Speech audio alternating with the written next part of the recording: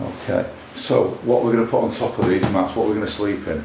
Well, in winter, you've probably seen one of my other video, if you've seen my other video, this sleeping bag here, which I could compress even further than it is now, weighs about 700 grams. And this is good for down to probably about -10, something like that. So it's really is a really high quality sleeping bag. Very expensive, about £327, something like that. And for summer, a lot of sleeping bags I was looking at for summer were huge and very heavy. This one here, the Vango, it can squash down to an incredibly small size. It's not feathers, it's not a down sleeping bag. And on it, it gives you things like, it says comfort level 9, extreme -9. Well, the guide is between 5 and 25 degrees C.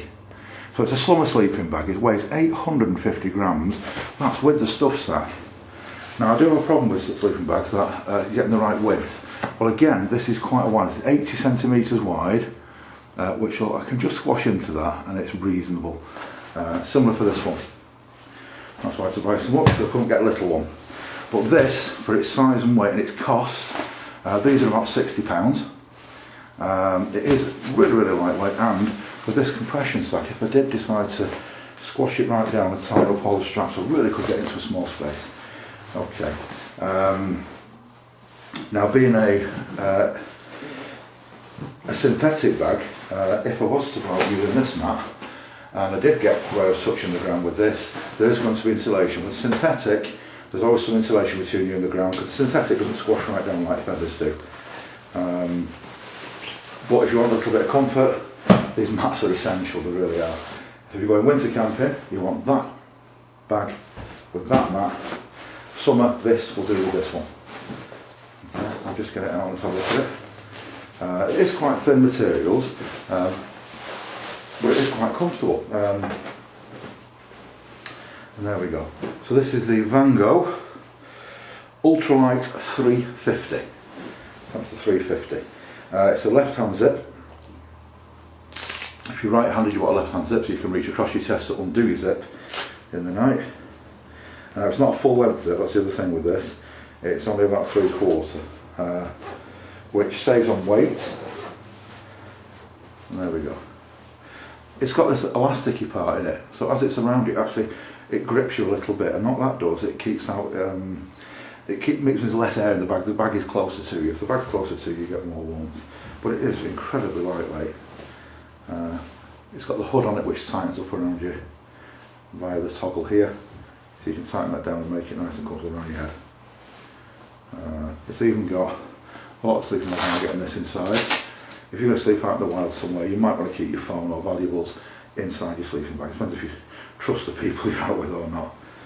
Okay, so that is the Vango Ultralight. And like I say, it will suit a person up to around about 6'3" in height, but the width of it, it is quite wide. It is a good sleeping bag for the width. Okay, and there's that. And as you can appreciate now, with a 3/4 mat, just turn the camera so you can see, it doesn't go all the way down the sleeping bag, it finishes here. Okay, so the last part will be, probably from the back of your legs downwards, you won't be on the mat. So if the weather's cold, big mat. So that's the Vango Ultralight. And like I say, its big advantage is its small pack size once you fold it up. And it does pack away quite easily. The synthetic bag's got it's one of the best ones I've seen, and it's not the most expensive.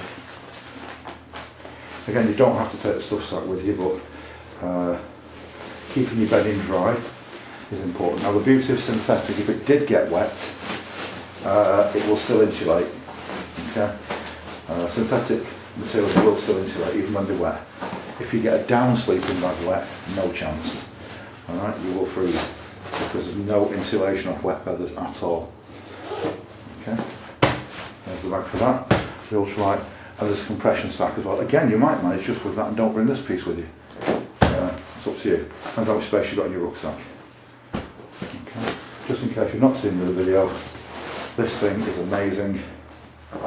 It's like a magic trick this now. I'm going to pull this sleeping bag out now. a down bag squashes down very small. You don't keep it in a small bag, you store it in a big bag, and just before you go camping you put it in this small bag, and then you can let it loft when you first draw it out of the bag. So it just keeps coming out and out and has loads of it. And it can take quite a while for it to loft, that is for the air to get back in amongst the feathers and the bag to fluff up.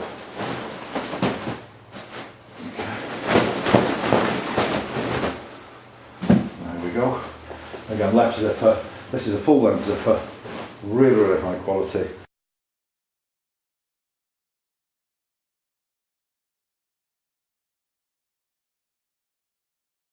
Like this lovely part here as well.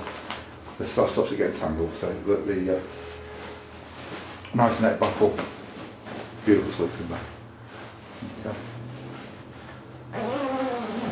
Like I said, the problem you've got with feather, look at that how thick it's gone there now, very thick between the hands, but it squashes to nothing when you lie on it and there's no insulation there at all. So on cold ground, you want something under you like the Thermarest sleeping bag. Again, look at the width of that. This is a Western mountaineering sleeping bag. It is very wide, and it is a really comfortable bag for the winter months. So it's pointless taking with something like that in the middle of summer. It's not hardware enough and you'd just be too warm.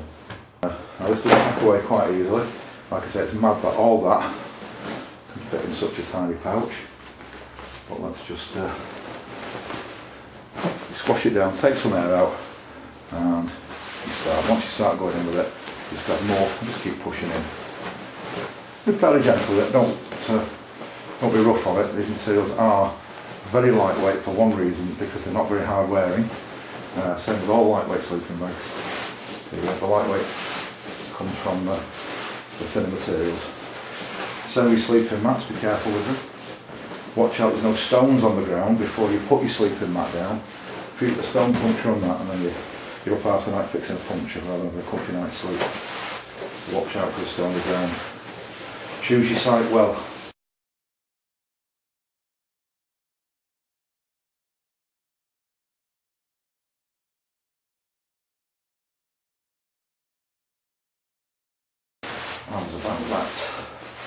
How's that?